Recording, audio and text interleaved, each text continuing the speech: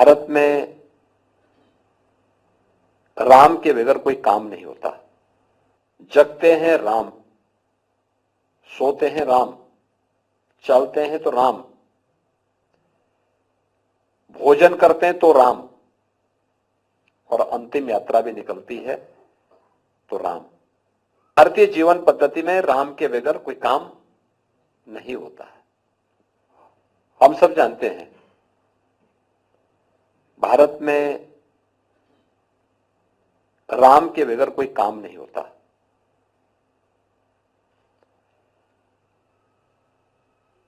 घर में कोई मांगलिक कार्यक्रम होता है, बच्चे का जन्म होता है, अखंड रामायण का पाठ।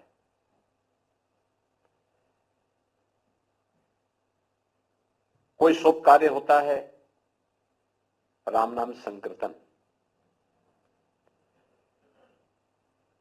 जगते हैं राम, सोते हैं राम, चलते हैं तो राम,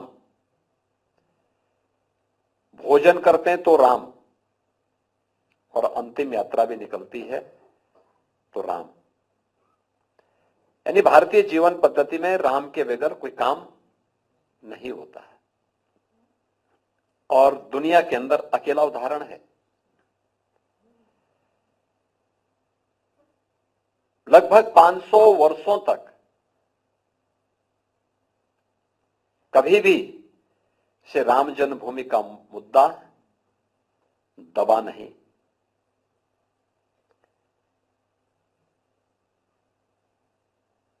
पहले पूज्य संतों ने, फिर राजे रजवाड़ों ने, अपने समय के धर्म योद्धाओं ने अपने अपने कालखंड में अलग अलग व्यक्ति इसे अपना मुद्दा बना करके लड़ता रहा, भिड़ता रहा, बिना झुके, बिना रुके, बिना डिगे इस मिशन को लेकर के आगे बढ़ता रहा।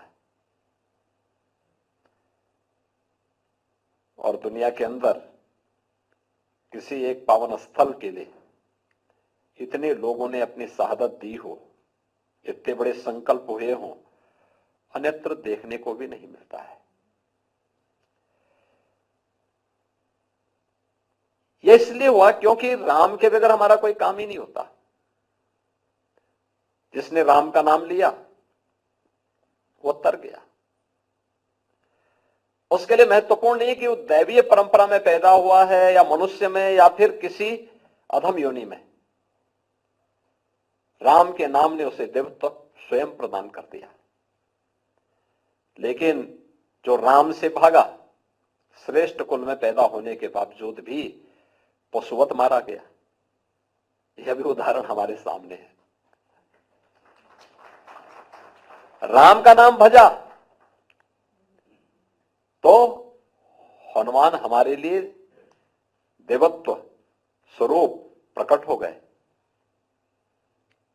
और राम से दूरी बनाई तो मारीच पशुओं की तरह मारा भी गया।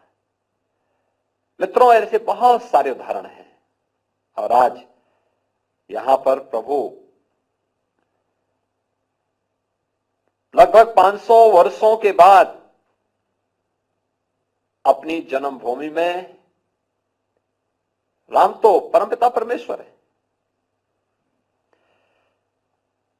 लेकिन लोक आस्था और जन विश्वास की पुनर्प्राण प्रतिष्ठा का ये जो कार्यक्रम हो रहा है, इस कार्यक्रम के बहाने प्रभु का एक मूर्त रूप फिर से वहां पर रामलला के रूप में राम जन्मभूमि में राम भक्तों को दुनिया की दबी कुचली सभ्यता और संस्कृति को प्राप्त होगा।